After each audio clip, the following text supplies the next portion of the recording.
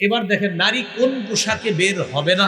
সূরা আহজাবের 33 নম্বর আয়াতে আল্লাহ বলেন, ওয়াকারনা ফি বুয়ুতিকুন্না ওয়ালা তাবাররাজনা তাবাররুজাল জাহিলিয়াতিল উলা।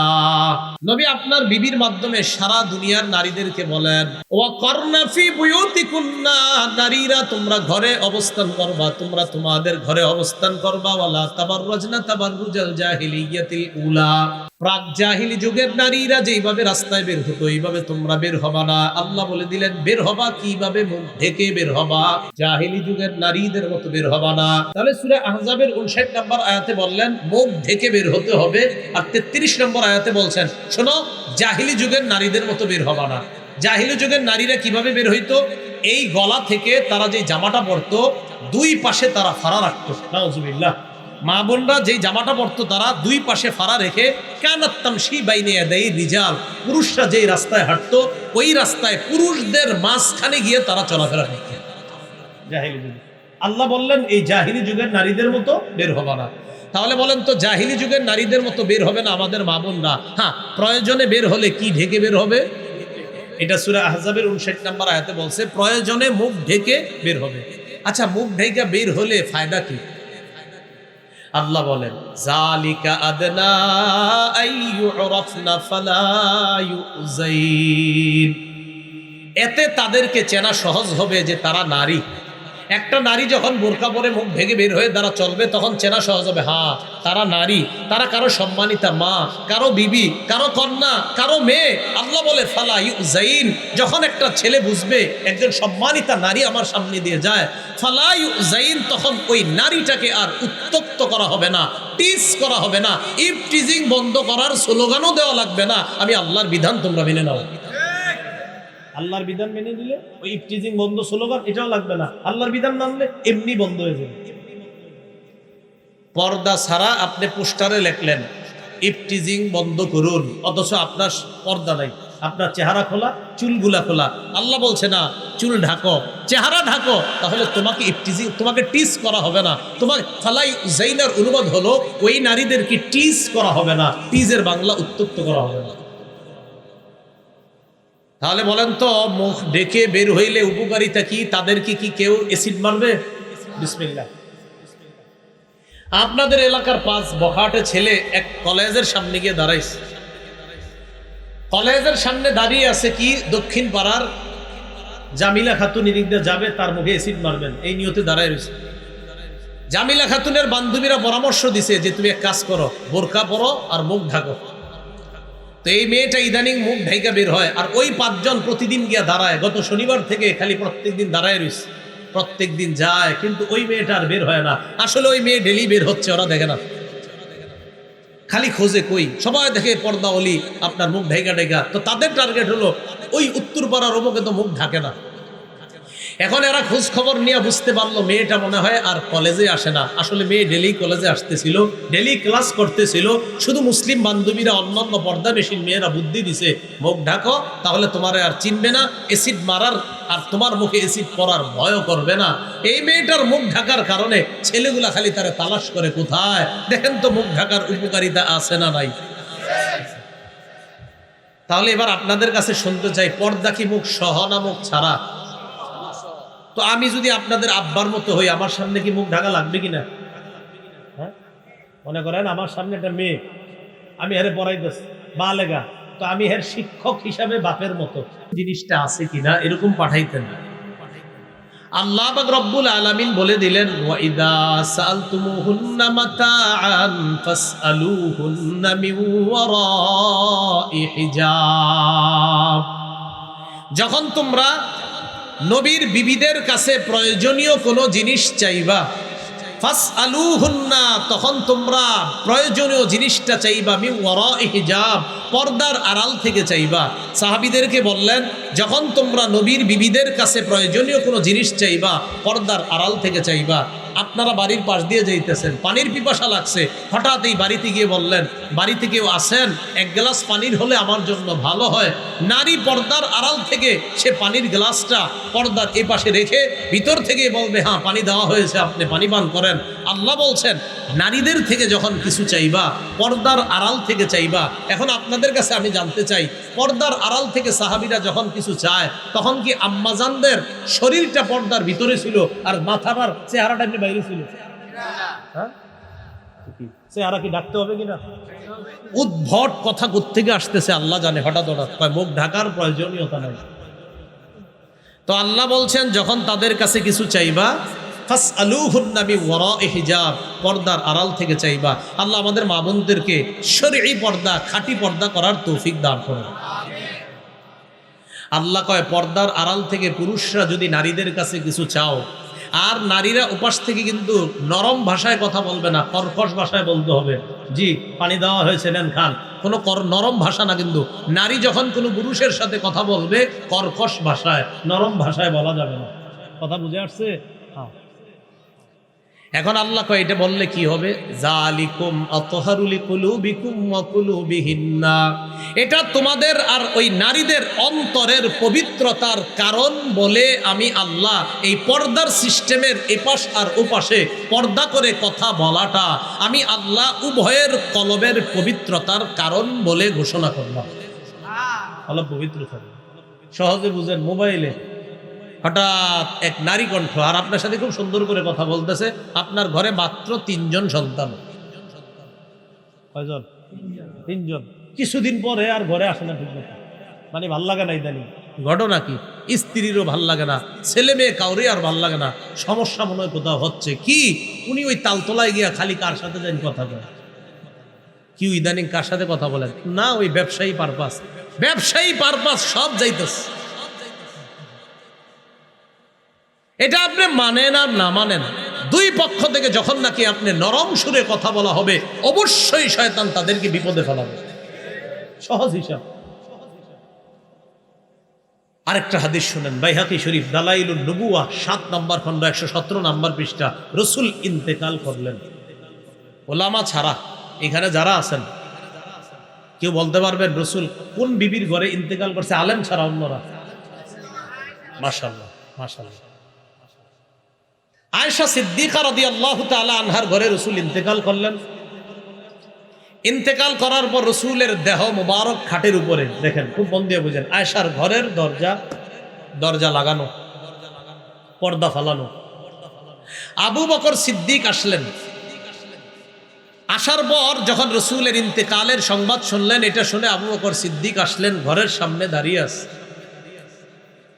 ঘরের সামনে দাঁড়িয়ে থাকার পর ফাস্তাজানা আবু বকরিন ফি বাইতি ইবনাতিহি আয়েশা, নবীজি বাহির থেকে দাঁড়ায়া তার কন্যা আয়েশার ঘরে প্রবেশের অনুমতি চাইলেন। কন্যার ঘরে বাবা প্রবেশ করার অনুমতি চাইতেছে।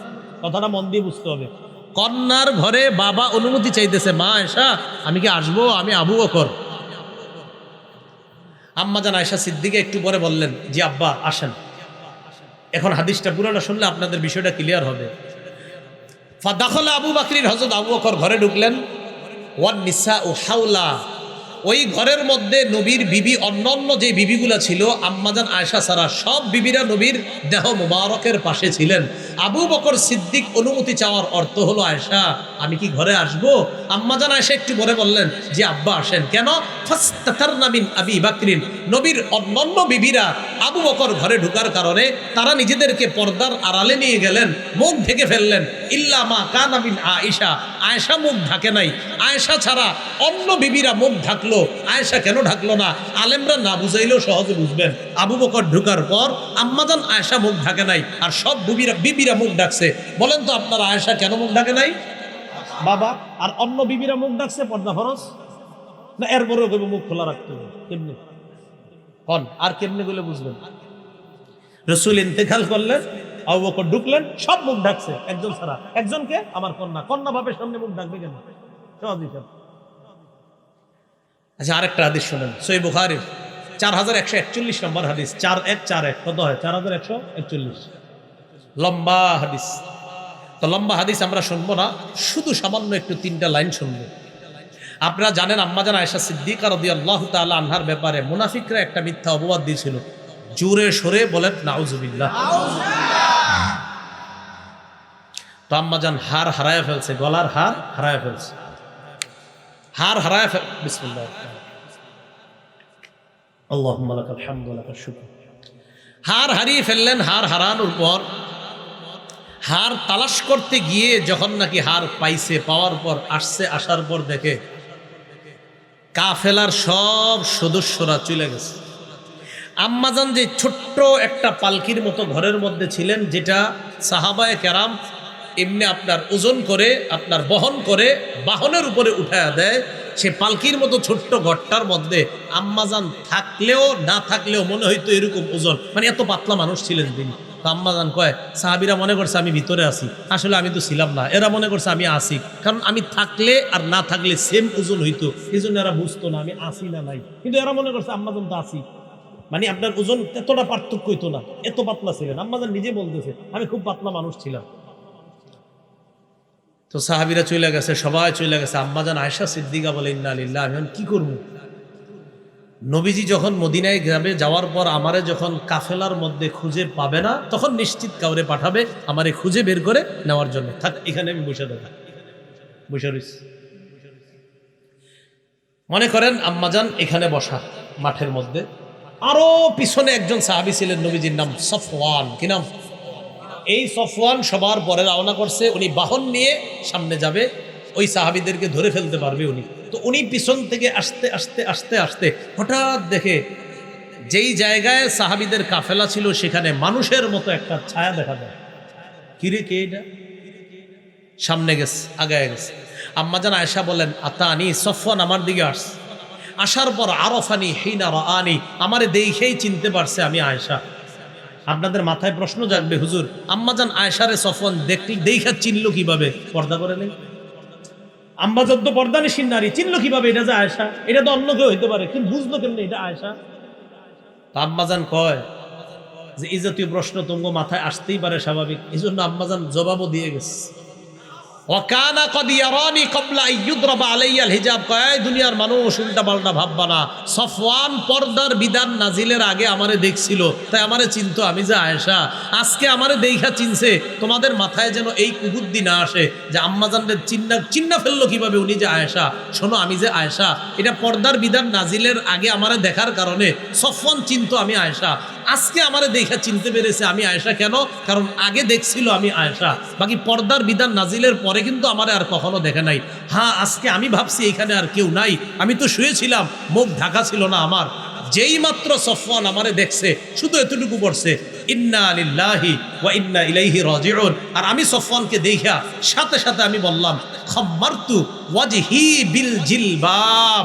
বলেন আমার সাথে বাংলাটা। আমি সফওয়ানকে দেখা মাত্রই চাদর দ্বারা, ওড়না দ্বারা বা কাপড় দ্বারা আমার চেহারার সাথে সাথে ঢেকে ফেললাম। চেহারা ঢাকার দরকার কি? পর্দা, চেহারা পর্দার অন্তর্ভুক্ত। আচ্ছা, তাহলে চেহারা পর্দার অন্তর্ভুক্ত। আম্মাজান কয়, খাম্মারতু, আমি ঢাকলাম, ওয়াজহি, আমার চেহারা, বিল জিলবাব, পর্দা দিয়ে, কাপড় দিয়ে, আলাদা ওড়না দিয়ে। কেন, আমি তো ওখানে প্রায় ঘুম অবস্থা হয়ে গিয়েছিল আমার। হঠাৎ যখন আমি কাউরে দেখলাম, থতমত খেয়ে সাথে সাথে আমার চেহারা ঢেকে ফেললাম। স্পষ্ট বক্তব্য, চেহারা এটা পর্দার অন্তর্ভুক্ত, এটা খোলা রাখা। আর আমি আপনি পুরুষরা একসাথে রাস্তায় হাঁটা, তো পার্থক্য কোথায়? পুরুষ চেহারা খুলে হাঁটবে, নারী চেহারা ঢেকে হাঁটবে। পুরুষ সেজদা আর নারীর সেজদা যদি আলাদা হয়, পুরুষের নামাজ আর নারীর নামাজ যদি আলাদা হয়, পুরুষের হাত উঠানো নারীর হাত উঠানো যদি আলাদা হয়, পুরুষের সৃষ্টিগত নারীর সৃষ্টিগত আলাদা একটা বিষয় আছে। নারীকে সৃষ্টিগতভাবে আল্লাহ পাক একটা অ্যাসিড দিয়েছেন, যেই কারণে নারীরা ত্বকের প্রতি বেশি আসক্ত। পুরুষকে সৃষ্টিগতভাবে আল্লাহ একটা অ্যালকালি দিয়েছে, এজন্য তারা মিষ্টির প্রতি আসক্ত। অ্যালকালি আর অ্যাসিড উভয়ের প্রতি আসক্ত হওয়া, এটা আপনার কেমিস্ট্রি প্রমাণ করে, রসায়নবিদ্যা প্রমাণ করে। একটা আরেকটার প্রতি আসক্ত হওয়া, এটা বিজ্ঞানও প্রমাণ করে। তো বিজ্ঞানও স্বীকার করে নারী পুরুষ না, পুরুষ নারী না, একজন আরেকজনের দ্বারা সমস্যার সম্ভাবনা বেশি, এটা বিজ্ঞানও স্বীকার করে। তাহলে আমগো কথাটা মানতে সমস্যা কোথায়? এটা কে স্বীকার করে? হ্যাঁ, বিজ্ঞানও স্বীকার করে, কেমিস্ট্রি, রসায়ন এটা স্বীকার করে। তো দেখেন এখন কি, তাহলে চেহারা আম্মাজান ঢাকলেন। তো আম্মাজান যে চেহারা ঢাকলেন, চেহারা কি পর্দার অংশের কারণে ঢাকলেন, নাকি চেহারা পর্দার অন্তর্ভুক্ত না? এবার আরেকটা হাদিস শুনেন, আবু দাউদ শরীফের 2057 নম্বর হাদিস। আম্মাজান আয়েশা সিদ্দিকা রাদিয়াল্লাহু তাআলা আনহার বর্ণনা, তিনি বলেন, দাখালা আলাইয়া আফলাহ ইবনু আবিল কুয়াইস, আমার কাছে আফলাহ ইবনু আবিল কুয়াইস প্রবেশ করলেন। আফলাহ নামে এক ব্যক্তি আমার ঘরে ঢুকার সাথে সাথে ফাস্তাতারতু মিনহু, আমি পর্দার আড়ালে চলে গেলাম। আমার ঘরে এক লোক আসছে, আমি পর্দার আড়ালে চলে গেছি। ওই লোক আমারে কয়, আতাস্তাতিরিনা মিন্নি ওয়া আনা আম্মুক, আয়েশা তুমি আমার সাথে পর্দা করো কেন, আমি তো তোমার চাচা। তো যখন বলছে আমি তোমার চাচা, তুমি পর্দা করো কেন, আম্মাজান আয়েশা কয়, মিন আইনা, আপনি আবার আমার কেমনে চাচা হন, আপনার তো আমি কোনোদিন দেখিনি, আমার চাচারদেরকে আমি চিনি, আপনি আমার কেমন চাচা? তো আফলাহ জবাব দিলেন, আর দাআতকি ইমরাআতু আখি, আমার ভাইয়ের বিবি তোমাকে দুধ পান করাইছে। আমার ভাইয়ের বিবি যেহেতু তোমাকে দুধ পান করাইছে, সেই হিসাবে আমার ভাইয়ের বিবি তোমার দুধ মা, আমার ভাই তোমার দুধ বাবা, আমি তোমার দুধ চাচা। আল্লাহ জানি বুঝছি না, বুঝছেননি? আচ্ছা, আয়েশা তোমাকে আমার ভাইয়ের বিবি দুধ পান করাইছে, তো আমার ভাইয়ের বিবি তোমার দুধ মা, আমার ভাই তোমার দুধ বাবা, আমি তোমার দুধ চাচা, সেই হিসেবে আমি তোমার চাচা, তুমি আমার সাথে পর্দা করো কেন? আম্মাজান আয়েশা যে জবাব দিচ্ছেন, উনি তখনও মাসালাটা জানতেন না, তাই একটা জবাব দিছে, একটু হাসবেন আপনারা জবাবটা শুনে, বাকি বেশি জোরে হাসেন না, একটু হাসির কথা আর কি। আম্মাজান বললেন, ইন্নামা আরদাআতনিল মারআ, আমারে দুধ পান করাইছে মহিলা, ওয়ালাম ইউরদি'নি রাজুল, পুরুষ তো দুধ খাওয়ায় নাই, আমারে দুধ পান করাইছে মহিলা, তো মহিলার সাথে আমার সম্পর্ক হবে, আপনার লোক আমার কিসের সম্পর্ক? আম্মাজান বললেন। ইতিমধ্যে নবীজি বাসায় আসছে। আসার পর আম্মাজান আয়েশা সিদ্দিকা রাদিয়াল্লাহু তাআলা আনহা বলেন, ফাহাদ্দাসতুহু, আমি রাসূলুল্লাহ সাল্লাল্লাহু আলাইহি সাল্লামকে পুরো বিষয়টা জানাইলাম। নবীজি বললেন, আয়েশা ইন্নাহু আম্মুকি, হ্যাঁ সে আসলে তোমার চাচা। ফাল্লালি আলাইকি, সে সমস্যা নেই, সে তোমার চাচা। আয়েশা, বংশীয় কারণে যাদের সাথে পর্দা করা লাগে না, দুধের সম্পর্কের কারণেও তাদের সাথে পর্দা করা লাগে না, সে আসলেই তোমার চাচা। বাকি এটা বোঝা আমাদের উদ্দেশ্য না। আমার উদ্দেশ্য আম্মাজান প্রথমে পর্দার আড়ালে কেন গেলেন? হ্যাঁ, কারণ পর্দার আড়ালে গিয়ে কি মুখটা বাইরে রাখছিল? তাহলে মুখ কি পর্দার অন্তর্ভুক্ত কিনা? আচ্ছা, এবার আরেকটা হাদিস শুনুন।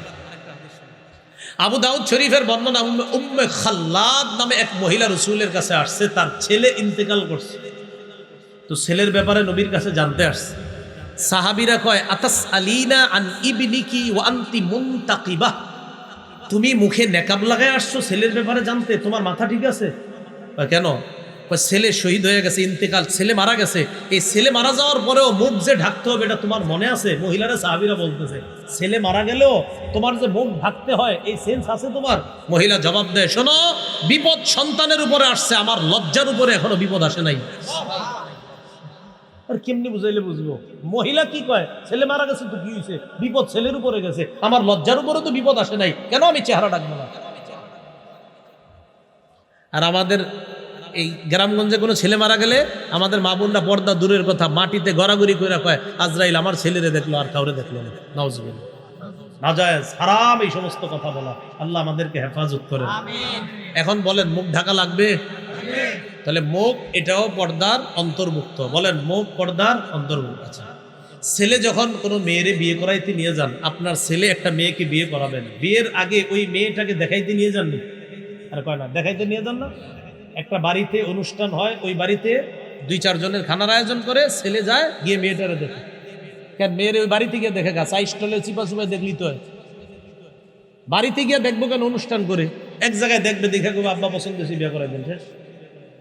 হ্যাঁ, কারণ ছেলে মেয়েকে বিয়ের জন্য শুধু ওই সময়ের জন্য ততটুকু দেখা যায়। এই জন্য বাবা ফোন দেয় মেয়ের যে, হ্যাঁ আসেন, আপনারা যে প্রস্তাব দিচ্ছেন আমাদের মেয়েকে আসতে দেখার জন্য, আপনারা আসতে পারেন। তখন ওই ছেলেটা মেয়েটাকে দেখার জন্য একটা নির্দিষ্ট সময় করে, দিন করে, তারিখ করে দেখতে যায়। কেন? কারণ শরীয়ত তাকে ওই দিনের জন্য সামান্য সময় বিয়ে করার নিয়তে কিছু মুহূর্ত দেখা অনুমোদন দিয়েছে শরীয়ত, অন্য সময় দেখার অনুমোদন দেয় না। না মুখের কথা না, হাদিসের কথা। হাদিসটা শুনেন তাহলে।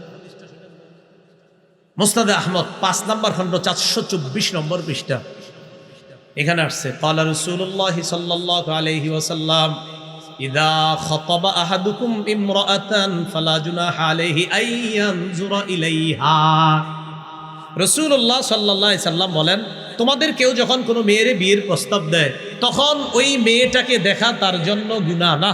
তোমাদের কেউ যখন কোনো মেয়ের বিয়ের প্রস্তাব দেয়, তখন বিয়ের জন্য ওই মেয়েটাকে দেখা গুনাহ না। এবার আপনারা উল্টাটা বলেন যে বিয়ের জন্য দেখা গুনাহ না, তাহলে অন্য সময় দেখা? রসুল বললেন বিয়ের প্রস্তাব দেওয়ার পর তাকে দেখা গুনাহ না, অন্য সময় দেখা অবশ্যই গুনাহ। আরেকটা হাদিস শুনুন, সহিহ বুখারীর বর্ণনা 4328 নম্বর হাদিস। এই হাদিসের বর্ণনাকারী আবু মুসা রাদিয়াল্লাহু তাআলা। এই হাদিসটা পুরোটা মন দিয়ে শুনেন, পর্দার অংশটা সামান্য, বাকি হাদিসটা খুব চমৎকার হাদিস। দেখেন কি বলেন। আবু মুসা রাদিয়াল্লাহু তাআলা আনহুর বর্ণনা, তিনি বলেন কুনতু মা'আন নবী সাল্লাল্লাহু আলাইহি সাল্লাম বিল জি'রানা, একটা এলাকা আছে নাম জি'রানা, ওই এলাকায় নবীর সাথে ছিলাম। ওয়া মাআহু বিলাল, রাসূলের সাথে আরেক সাহাবী বিলাল ছিলেন। কয়জন হলো? দুইজন, আবু মুসা, বিলাল। ফাতাত নবী সাল্লাল্লাহু আলাইহি ওয়াসাল্লাম আরাবিয়ুন, এক গ্রাম্য ব্যক্তি নবীর কাছে আসছে।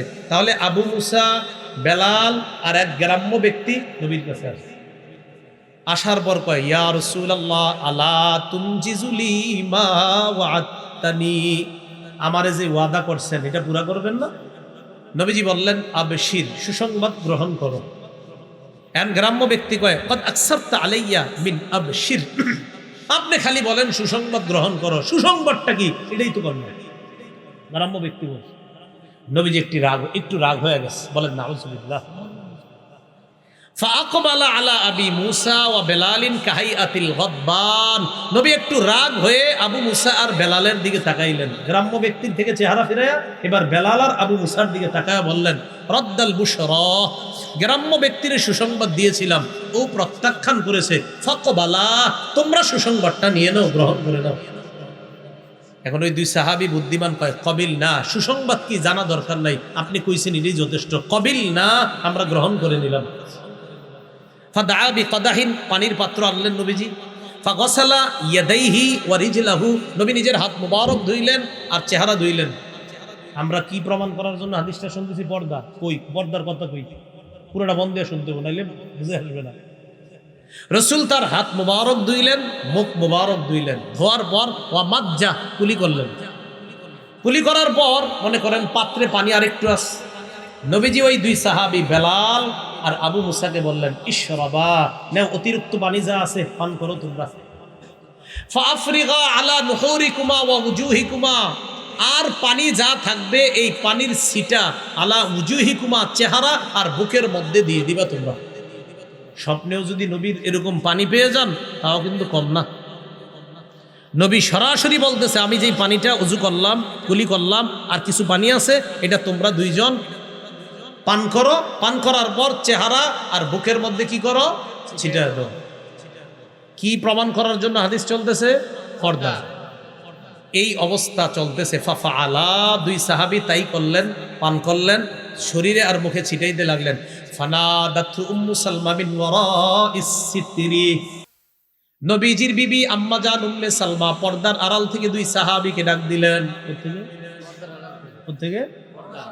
দুই সাহাবী বেলাল আর আবু মুসা, তাদের দুইজনকে ডাকলেন। ডাকার পর বললেন, আফজিলা লি উম্মিকুমা, আবু মুসা, বেলাল, তোমাদের এই মায়ের জন্য কিছু বরকত রেখে দিও।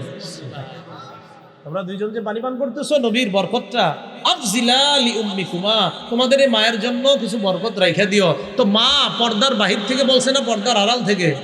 কেন? মা ছেলের মতো, ছেলেরা মায়ের সামনে আছে আর মা ছেলের সামনে, পর্দা লাগে কেন? হ্যাঁ, নবীর বিবিরা আমাদের মা, বাকি জন্মদাত্রী মা না, জন্মদানকারিনী মা না।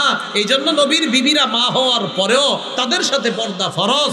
জন্মদারিনী মা যিনি, তিনি আমার জন্ম দিয়েছেন, তাই তার সাথে পর্দা ফরজ না। তাই ধর্মীয় মা, অমুক মা, তমুক মা, আমি তোমার মায়ের মতো, সবার সাথে পর্দা ফরজ। আমি তোমার বাপের মতো, এগুলার সাথে পর্দা ফরজ। তাহলে মতবাপ, মতমা, পর্দা ফরজ, আসল বাপ, আসল মা, সেখানে মাসালা ভিন্ন। কথা বুঝে আসছে? তো চেহারা ডাকর লাগবো নি?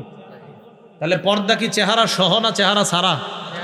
তাহলে আবার পূর্বের কথা থেকে আসেন, মুসলমান নারী পুরুষ, তাহলে পুরুষ নারী আর নারী পুরুষ দুইজন কি এক না? নারী আলাদা আর পুরুষ আলাদা। তাহলে নারী পুরুষ না আর পুরুষ নারী না। আচ্ছা, দুজনকে আল্লাহ আদম থেকে বানাইছে কিভাবে? আদম থেকে বানাইছে হাওয়াকে, আর আদম এবং হাওয়া আলাইহিমাস সালাতু ওয়াস সালাম থেকে নারী পুরুষ বানাইছে।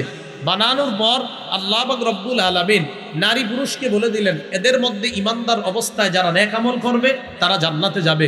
এবার নবী বললেন, শোনো, আমলের মধ্যে পার্থক্য হবে।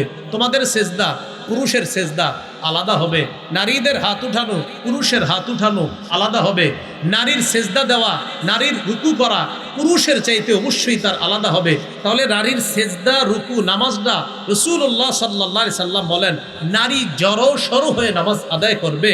হযরত আলী বলেন নারী জড়সড় হয়ে নামাজ আদায় করবে। আব্দুল্লাহ ইবনে আব্বাস বলেন নারী জড়সড় হয়ে নামাজ আদায় করবে। রাসূল বলেন ওয়াইল কান বরাবর হাত উঠাইবা, নারীরা বুক বরাবর হাত উঠাইবে। আতা ইবনে রবাহ বলেন পুরুষরা কান বরাবর হাত উঠাইবে, নারীরা বুক বরাবর হাত উঠাইবে। হাত উঠানোতে পার্থক্য, সেজদার মধ্যে পার্থক্য, বসার মধ্যে পার্থক্য। তাহলে বলেন বাহিরে যাওয়ার মধ্যে পার্থক্য আছে না নাই? আল্লাহ পাক রব্বুল আলামিন বলেন তোমাদের কলবের মধ্যে এখনো ঈমান প্রবেশ করে নাই। তাহলে একটা হলো মুখে ঈমান আনা, আরেকটা কলবে ঈমান, উভয়ভাবে ঈমান আনতে হবে। আল্লাহ আমাদের সকলকে কলব এবং মুখ উভয়ের মাধ্যমে যেন আমরা আল্লাহকে বিশ্বাস করতে পারি আর আল্লাহর সকল বিধানকে বিশ্বাস করতে পারি। আল্লাহ তৌফিক দান করেন। এরপরে আল্লাহ পাক রব্বুল আলামিন বলেন ওয়াল কানিতিনা ওয়াল কানিতাত, ইবাদত গুজার পুরুষ ইবাদত গুজার নারী আল্লাহর কাছে যে নত হয় তাকে বলা হয় কানিত। মারিয়ামকে ফেরেশতারা ডেকে বলেছিলেন ঈসা নবীর আম্মাকে ইয ক্বালাতিল মালাইকাতু ইয়া মারইয়াম কুনুতি লিরাব্বিকি ওয়াসজুদি ওয়ারকাই মা'আর রাকিঈন। লম্বা আয়াত আছে। ইয ক্বালাতিল মালাইকা, ফেরেশতারা যখন বললেন ইয়া মারিয়াম, হে মারিয়াম, ইন্নাল্লাহা ইসতাফাকি, নিশ্চয় আল্লাহ তোমাকে নির্বাচিত করেছেন, ওয়াতাহহারাকি, তোমাকে পবিত্র করেছেন, ওয়াসতাফাকি আলা নিসাইল আলামিন। মারিয়াম তুমি যেই যুগে আছো এই যুগে যত নারী আছে সব নারীর উপর আল্লাহ তোমাকে শ্রেষ্ঠত্ব দান করেছেন। তো এরপরে বলতেছেন ইয়া মারিয়াম কুনুতি লিরাব্বিকি, হে মারিয়াম উকুনুতি, তুমি নত হও, লিরাব্বিকি, তোমার রবের সামনে, ওয়াসজুদি, তুমি সিজদা করো, তুমি নত হও, তুমি সিজদা করো। তো আল্লাহ এখানে 3 নম্বরে বলতেছেন ওয়াল কানিতিনা ওয়াল কানিতাত, ইবাদত গুজার পুরুষ ইবাদত গুজার নারী। তাহলে 1 নাম্বার আত্মসমর্পণকারী মুসলিম পুরুষ, আত্মসমর্পণকারী নারী। 2 নাম্বার ইমানদার পুরুষ ইমানদার নারী। 3 নাম্বার ইবাদত গুজার পুরুষ ইবাদত গুজার নারী। 4 নাম্বার ওয়াস-সাদিকিনা ওয়াস-সাদিকাত, সত্যবাদী পুরুষ সত্যবাদী নারী। পুরুষের মধ্যে সত্যবাদী যারা, নারীদের মধ্যে সত্যবাদিনী নারী যারা। 5 নাম্বার ওয়াস-সাবিরিনা ওয়াস-সাবিরাত, ধৈর্যশীল পুরুষ ধৈর্যশীল নারী। 6 নাম্বার ওয়াল খাশিঈনা ওয়াল খাশিআত, বিনীত পুরুষ বিনীত নারী। বিনীত পুরুষ বিনীত নারী মানে যেই পুরুষরা নামাজের মধ্যে খুজু অবলম্বন করে, খালি রুকু সেজদা করে এমন না, রুকু সেজদাগুলা যথাযথভাবে সুন্দরভাবে বিনীতভাবে একদম আল্লাহকে হাজির নাজির রেখে সুন্দরভাবে আদায় করে, তারা হলো বিনীত পুরুষ। আর যেই মা বোনরা নামাজে দাঁড়াইলে মনে করে আমি আল্লাহর সামনে আছি, আল্লাহ আমার সামনে, কেমন যেন আল্লাহকে আমি দেখি না, আমি যদিও আল্লাহকে না দেখি আল্লাহ তো আমাকে দেখতে পায়, এইভাবে ইবাদত যারা করে আল্লাহ বলেন এরা হলো আল খাশিঈনা ওয়াল খাশিআত, বিনীত পুরুষ বিনীত নারী। এরপরে আল্লাহ বলেন ওয়াল মুতাসাদ্দিকিনা ওয়াল মুতাসাদ্দিকাত, দানশীল পুরুষ দানশীল নারী। যারা সদকা করে পুরুষ, যারা দান করে, যেই মহিলারা দান সদকা করে এই নারীরা। 8 নাম্বার ওয়াস-সাইমিনা ওয়াস-সাইমাত, যেই পুরুষরা রোজা রাখে আর যেই নারীরা রোজা রাখে। 9 নাম্বার ওয়াল হাফিজিনা ফুরুজাহুম ওয়াল হাফিজাত, যেই নারী পুরুষ নিজেদের লজ্জাস্থান হেফাজত করে। 10 নাম্বার ওয়াজ-জাকিরিনাল্লাহা কাসীরান ওয়াজ-জাকিরাত, যেই পুরুষ বেশি বেশি আল্লাহরে স্মরণ করে আর যেই নারী বেশি বেশি আল্লাহরে স্মরণ করে। আল্লাহরে স্মরণ কিভাবে করবেন?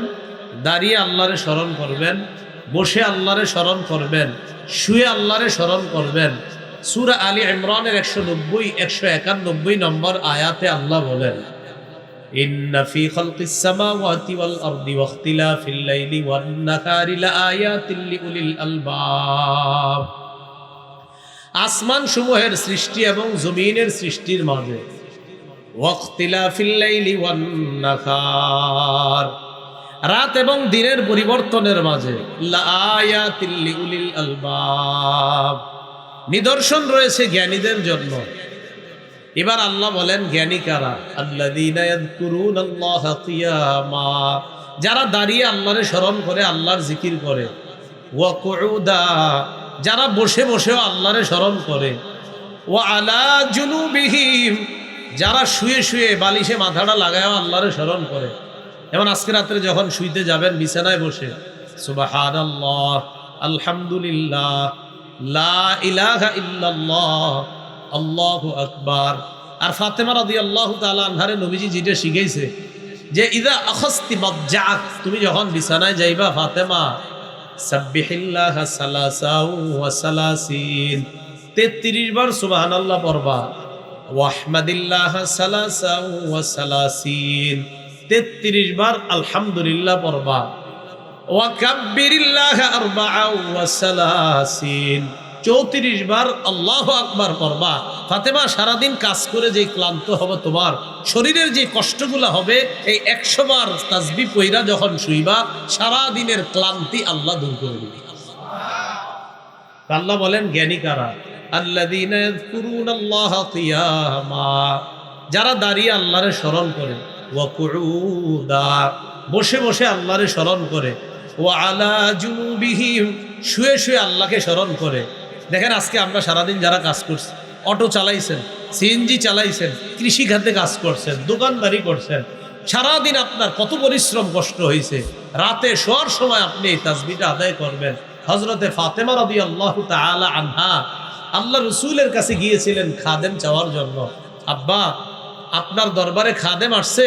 তো হযরত আলী ফাতেমা রাদিয়াল্লাহু তাআলা আনহাকে পাঠাইছে, ফাতেমা নবীর দরবারে যাও, খাদেম আসছে কয়েকজন, তুমি তোমার আব্বাকে গিয়ে বলো একজন খাদেম দিতে। তোমার ঝাড়ু দিলে যেই কষ্টগুলো হয়, কলসি দিয়া পানি ভরে আনতে যেই কষ্ট হয়, আর তোমার কাপড় চোপড়গুলা যেই পরিমাণ ময়লা হয়ে যায় কষ্টের কারণে, এই কষ্টগুলো একটু আসান হবে। হযরত ফাতেমা গেছে। আবু দাউদ শরীফের বর্ণনা, রসুলের কাছে যাওয়ার পর অনেক মানুষ দেখে আর কিছু কয় নাই, চলে আসছে। নবীজি দেখছে আমার মেয়ে আমার কাছে আসছে, কিন্তু কিছু না কয়ে চলে গেছে। নবীজি পরের দিন আসছে, ফাতেমা, জি আব্বা, কি ব্যাপার, কালকে কেন গেছিলা? কিছু না বইলা চলে আসছো। হযরত ফাতেমা কিছু বলে না। হযরত আলী কয়, আমি বলছি ইয়া রাসূলুল্লাহ, ফাতেমাকে আমি পাঠাইছি আপনার কাছে একজন খাদেম আনার জন্য, কিন্তু ফাতেমা আপনার দরবারে মানুষ দেখে কিছু বলতে পারে নাই লজ্জায়, আর এখনো আপনার কাছে কিছু বলতে পারতেছে না। ফাতেমা কাজ করতে করতে হাতে কোমরে অবস্থা খুব খারাপ হয়ে গেছে, কলসি টানতে টানতে তার কোমরে দাগ পড়ে গেছে, ঝাড়ু দিতে দিতে তার কাপড় একটু বর্বর ময়লা হয়ে যায়। তাই আমি বলছিলাম আপনার দরবার থেকে একটা খাদেম চেয়ে নেওয়ার জন্য।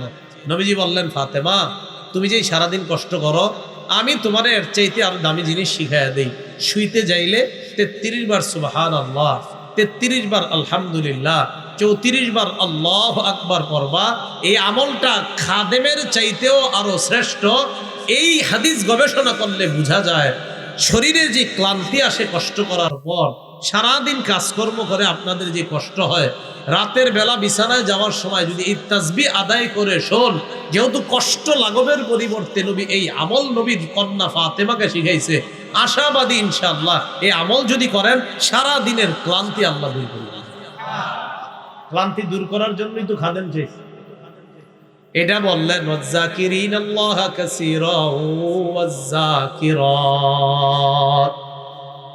যেই সমস্ত পুরুষ আল্লাহরে স্মরণ করে আর যেই সমস্ত নারীরা আল্লাহরে স্মরণ করে, আ'আদ্দাল্লাহু লাহুম মাগফিরাতাও ওয়া আজরান আযীমা, আল্লাহ পাক রব্বুল আলামিন তাদের জন্য নির্ধারণ করে দিয়েছেন মাগফিরাত, ক্ষমা প্রস্তুত করে রেখেছেন, ওয়া আজরান আযীমা। আল্লাহ বলেন এই সমস্ত নারী পুরুষের জন্য আমি আল্লাহ বিরাট প্রতিদান প্রস্তুত করে রেখেছি। কয় শ্রেণী? 10 শ্রেণী। বলেন কয় শ্রেণী? 10 শ্রেণী।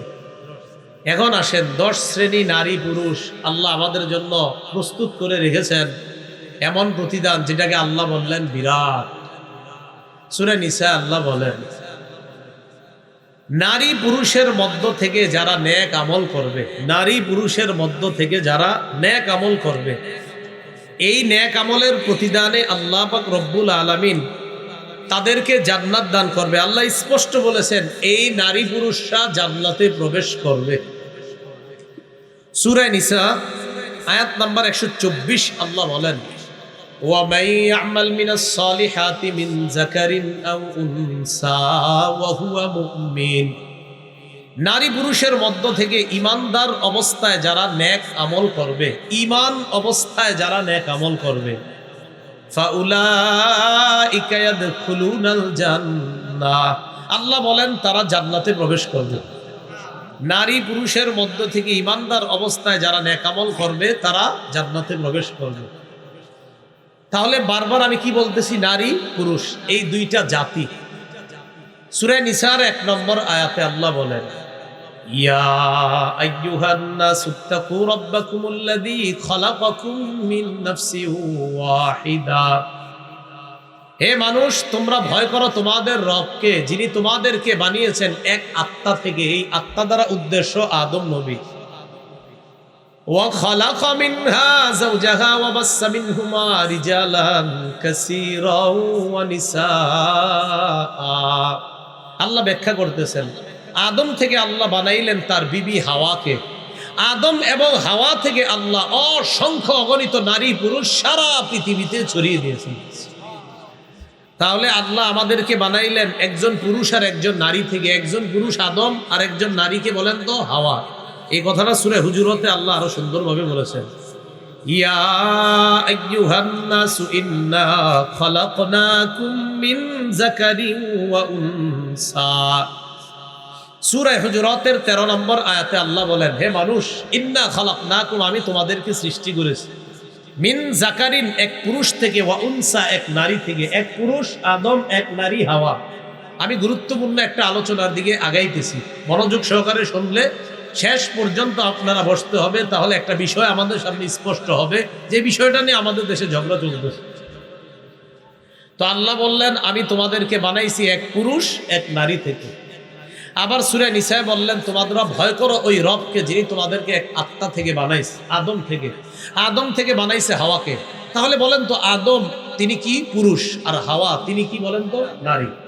আমরা এখানে যারা বসা আছি আমরা কি? পর্দার আড়ালে যারা। তাহলে নারী আর পুরুষ কি আলাদা জাতি না এক জাতি? নারী পুরুষ এই যে দুইটা শ্রেণী আল্লাহ বানাইছে, নারীরা কি পুরুষ আর পুরুষরা কি নারী?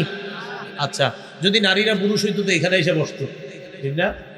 তাহলে মা বোনরা আলাদা একটা, তাদের সম্মান মর্যাদা আছে বলে তারা পর্দার আড়ালে, আর আমরা তাদের থেকে আলাদা বলে আমরা এখন স্পষ্ট এখানে সরাসরি বসে আছি, তাই তো? তাহলে নারী পুরুষ না আর পুরুষ নারী না, এটা সবাই মানেন তো? পিছনে কয়েকজন জিনা কয় না, মানে কি নারী যে পুরুষ না, পুরুষ নারী না, এটা এখনো মানতে নারাজ। আচ্ছা, নারী পুরুষের চলন বলন ইবাদত পার্থক্য হবে, ভিন্ন হবে। ইবাদতে যেমন পার্থক্য, তাদের চলাফেরায় পার্থক্য, তাদের পোশাক আশাকেও পার্থক্য। পুরুষরা চেহারা খুইলা রাস্তাঘাটে চলবে, এই জন্য আমার নাম পুরুষ। মা বোনরা চেহারা খুলে রাস্তায় চলবে না, তাই তার নাম নারী। চেহারা যদি উভয়দল খুইলা চলি তো আমার আর এর মাঝে পার্থক্য কোথায়? আচ্ছা, ইবাদতের মধ্যেও নারী পুরুষের পার্থক্য আছে। একটা কিতাব আছে নাম বাইহাকি। এই কিতাবের 2 নম্বর খণ্ড 223 নম্বর পৃষ্ঠা। আন্না রাসূলুল্লাহ সাল্লাল্লাহু আলাইহি ওয়াসাল্লাম মাররা আলা ইমরাতাইন তুসাল্লিয়ান। রাসূলুল্লাহ সাল্লাল্লাহু আলাইহি সাল্লাম 2 মহিলার পাশ দিয়ে অতিক্রম করলেন, যেই 2 মহিলা নামাজ আদায় করতেছিলেন। কয় মহিলা? ফাকালা ইযা সাজাদতুমা জুম্মা বা'দাল লাহমি ইলাল আরদ ফাইন্নাল মারআতা লাইসাত ফি যালিকা কাররাজুল। রাসূলুল্লাহ সাল্লাল্লাহু আলাইহি সাল্লাম 2 নারীর পাশ দিয়ে অতিক্রম করলেন, যারা নামাজ পড়তেছে। নবীজি সতর্ক করে দুই নারীকে বললেন, হে নারীরা, তোমরা যখন সিজদা করবা তখন তোমরা শরীরটা মাটির সাথে মিলাইবা, ভালো করে শরীরটা মাটির সাথে মিলিয়ে রাখবা। কেননা ফাইনাল মারআতা লাইসাত ফি যালিকা কার রাজুল, সিজদা করার ক্ষেত্রে নারীরা পুরুষের মতো না। নবী বললেন সিজদা করার ক্ষেত্রে নারীরা পুরুষের মতো না। তাহলে নারী পুরুষের সিজদারও পার্থক্য হয়ে গেল। আচ্ছা, বাইহাকি শরীফের 2 নম্বর খণ্ড 223 নম্বর পৃষ্ঠা, এই জায়গার মধ্যে রাসূলুল্লাহ সাল্লাল্লাহু আলাইহি সাল্লামের আরেকটা বর্ণনা। ক্বালা রাসূলুল্লাহ সাল্লাল্লাহু আলাইহি ওয়াসাল্লাম, ইযা জালাসাতিল মারআতু ওয়াদাআত ফাখিযাহা আলা ফাখিযিহাল উখরা। রাসূলুল্লাহ সাল্লাল্লাহু আলাইহি সাল্লাম বলেন, নারী যখন নামাজের মধ্যে বসে তখন ওই নারী তার ডান উরুকে বাম উরুর উপর রাখবে। নারী যখন বসে তখন সে ডান উরুকে বাম উরুর উপর রাখবে। আমরা পুরুষরা কি ডান উরু বাম উরুর উপর রাখি? তাহলে পার্থক্য হয়ে গেল। মনোযোগ সহকারে শুনবেন।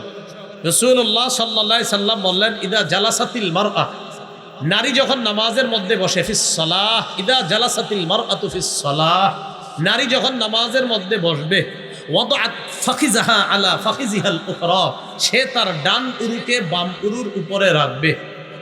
এরপর রাসূলুল্লাহ সাল্লাল্লাহু আলাইহি সাল্লাম বলেন, ওয়া ইদা সাজাদাত, নারী যখন সিজদা করবে, আলসাকাত বাতনাহা ফি ফাখিযাইহা,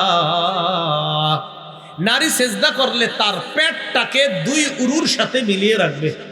নারী যখন সিজদা করবে তখন তার পেটকে দুই উরুর সাথে মিলাবে। আমরা পুরুষরা কি পেট উরুর সাথে মিলাই না বকরির বাচ্চা যাওয়া পরিমাণ খালি রাখি? খালি রাখি। তাহলে রাসূল বললেন, নারী যখন সিজদা করবে সে তার পেটকে দুই উরুর সাথে মিলাবে। নবীজি বলেন, শোনো, ওয়া ইন্নাল্লাহা তাআলা ইয়ানজুরু ইলাইহা, এই নামাজি যেই নারীটা তার পেটকে উরুর সাথে মিলায় আর নামাজে বসলে ডান উরুকে বাম উরুর উপর রাখে, এই নারীর দিকে আল্লাহ তাকায়। তাকানোর পর ফেরেশতাদেরকে বলে, হে ফেরেশতারা, উশহিদুকুম আন্নী ক্বাদ গফারতু লাহা, আমি তোমাদেরকে সাক্ষী রাখলাম এই মেয়েটাকে, এই নারীটাকে আমি মাফ করে দিলাম। তাহলে ইবাদতে নারী পুরুষের পার্থক্য আছে, বসায় পার্থক্য, সেজদায় পার্থক্য। তাবরানী শরীফের বর্ণনা 22 নম্বর খণ্ড 19 এবং 20 নম্বর পৃষ্ঠা। রাসূলুল্লাহ সাল্লাল্লাহু আলাইহি সাল্লামের সাহাবী ওয়াইল ইবনে হুজুর, এই ওয়াইল ইবনে হুজুর রাদিয়াল্লাহু তাআলা আনহু বর্ণনা, তিনি বলেন, জিতুন নবিয়্য সাল্লাল্লাহু আলাইহি ওয়াসাল্লাম, আমি রাসূল সাল্লাল্লাহু আলাইহি সাল্লামের কাছে আসলাম। আসার পর আল্লাহ নবী আমাকে ডাকলেন, ডেকে বললেন, ইয়া ওয়াইল ইবনে হুজুর, ও ওয়াইল ইবনে হুজুর, ইযা সাল্লাইতা, যখন তুমি নামাজের মধ্যে দাঁড়াও, যখন তুমি নামাজ আদায় করবা, ফাজআল ইয়াদাইকা হিজাআ উযুনাইকা, তুমি তোমার দুই হাত কান বরাবর উঠাইবা। সুবহানাল্লাহ। কি বরাবর? পুরুষরা কি বরাবর উঠাই? কান বরাবর।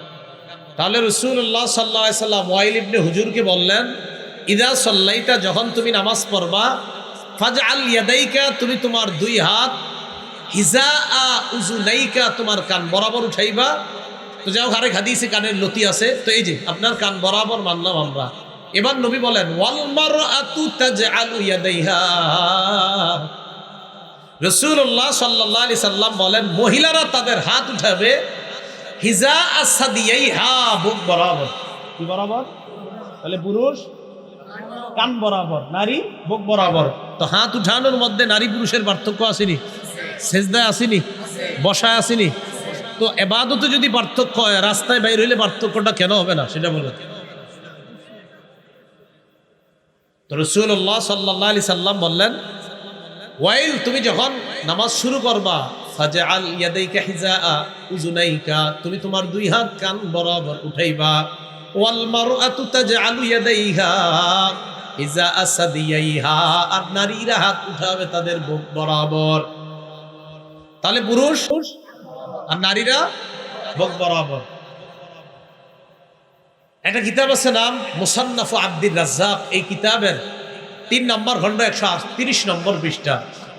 হযরত আলী রাদিয়াল্লাহু তাআলা আনহুর বর্ণনা, তিনি বলেন, ইদা সাজাদাতিল মারআ, নারী যখন সিজদা করবে ফালতাহতাফিজ, সে তখন জড়ো সরু হয়ে সিজদা করবে। নারী যখন সিজদা করবে সে জড়ো সরু হয়ে সিজদা করবে। হযরত আলী রাদিয়াল্লাহু তাআলা আনহু বলেন, নারী সিজদা করবে জড়ো সরু হয়ে সিজদা করবে। তাহলে নারীকে হযরত আলী বললেন যেন জড়ো সরু হয়ে কি করে বলেন তো সিজদা করে। এটা হাদিস থেকে আমরা স্পষ্ট বুঝলাম। একটা কিতাব আছে আপনার নাম মুসান্নাফু ইবনি আবি শাইবা। এই কিতাবের 2 নম্বর খণ্ড 302, 1 নম্বর খণ্ড 302 নম্বর পৃষ্ঠা। সুইলা আন আব্দুল্লাহ ইবনে আব্বাস রাদিয়াল্লাহু তাআলা আনহুমা قال, আব্দুল্লাহ ইবনে আব্বাস থেকে বর্ণনা, তিনি বলেন সুইলা, আব্দুল্লাহ ইবনে আব্বাসকে জিজ্ঞাসা করা হয়েছে নারী তার হাত উঠাবে কিভাবে, নারী তার হাতটা উঠাবে কিভাবে। এটা আব্দুল্লাহ ইবনে আব্বাসকে জিজ্ঞাসা করছে। নারী নামাজ পড়বে কিভাবে, সেজদা দিবে কিভাবে, রুকু করবে কিভাবে, অর্থাৎ নারীর নামাজটা কেমন আব্দুল্লাহ ইবনে আব্বাসকে জিজ্ঞাসা করা হলো। সুইলা আন সালাতিল মারআ, নারীর নামাজ কেমন হবে জিজ্ঞাসা করা হলো। তিনি জবাব দিলেন, আপনারা যদি পারেন সাধারণ জনগণ 2টা আরবি যদি বলেন মুখস্থ করেন খুব সুন্দর। তিনি বললেন তাজতামিউ ওয়া তাহতাফিজু, পারবেননি? তাজতামিউ ওয়া তাহতাফিজু, সুন্দর 2টা আরবি। তাজতামিউ ওয়া তাহতাফিজু, এটার অর্থ হলো নারী পুরা নামাজটাই পড়বে জড়ো সরো হয়ে, পুরুষের মতো না, বরং নারী জড়ো সরো হয়ে সে নামাজ আদায় করবে। আর রাসূল হাদিসে বলছে নারী যখন জড়ো সরো হয়ে নামাজ আদায় করে কা আস্তারি মা ইয়াকুনু লাহা, এটা নারীর পর্দার ক্ষেত্রে বেশি সহায়ক হয়। নারীর আর পুরুষের শারীরিক পার্থক্য আছে কিনা? তো রাসূল বলেন নারী যখন জড়সড় হয়ে নামাজ পড়ে কাস্তারি মা ইয়াকুনু লাহা, তখন তার শারীরিক একটা পর্দা আছে, এই পর্দার ক্ষেত্রেও সহায়ক হয়। আব্দুল্লাহ ইবনে আব্বাস বললেন তাজতামিউ ওয়া তাহতাফিজু, জড়সড় হয়ে নারী তার নামাজ আদায় করবে। আতা ইবনে আবি রবাহ থেকে বর্ণনা, তাকে জিজ্ঞাসা করা হয়েছে, আতা ইবনে আবি রবাহ তাকে জিজ্ঞাসা করা হয়েছে নারী কিভাবে নামাজ আদায় করবে।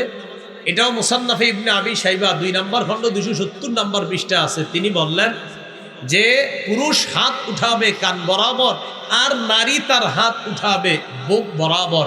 তাহলে বলেন তো, হাত উঠানো, বসা, সেজদা করা, সেজদার মধ্যে একটা অবস্থা থাকা, নারী আর পুরুষের এই ইবাদতের পার্থক্য আছে না নাই?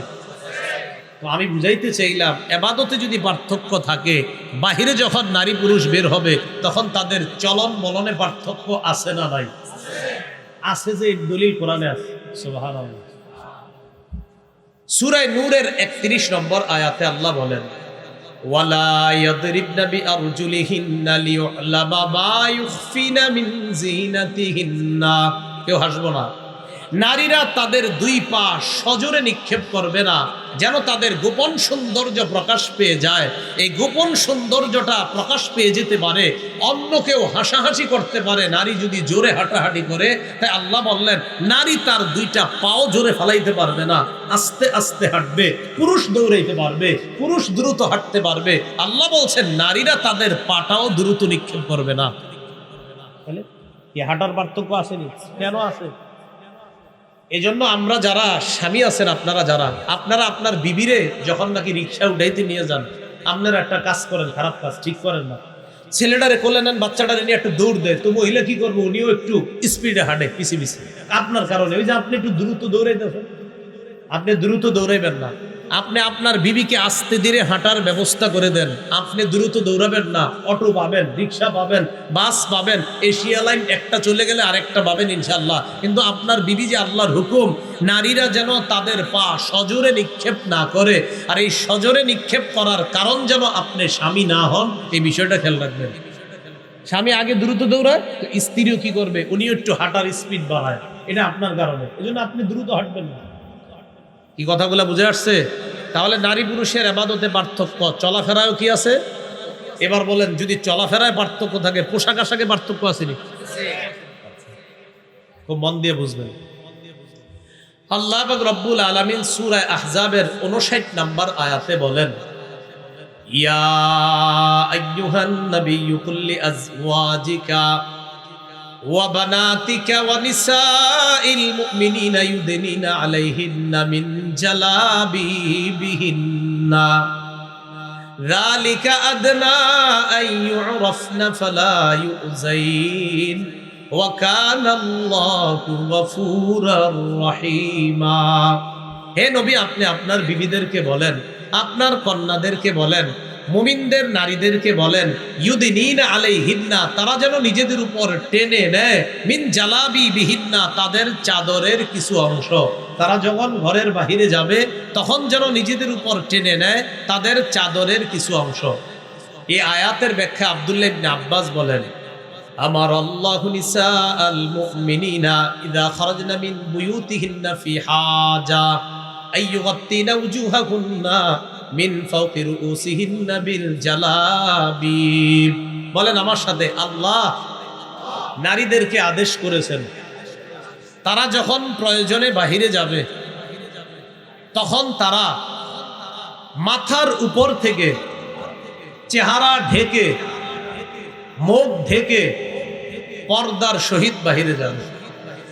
তাহলে আল্লাহ নারীদেরকে আদেশ করেছেন তারা যখন কোনো প্রয়োজনে বাহিরে যাবে তাদের মাথার উপর, দেখেন কি বলছে, আইয়ুগাত্তিনা, তারা যেন ঢাকে, উজুহাহুন্না, তাদের চেহারা, মিন ফাওকি রুউসিহিন্না, মাথার উপর থেকে তারা যেন তাদের চেহারাটা ঢাকে, এরপর তারা বের হবে। তো বলেন, পুরুষ আর নারী উভয়ে বের হবে, উভয়ের বের হওয়ার মাঝে পার্থক্য আছে না নাই?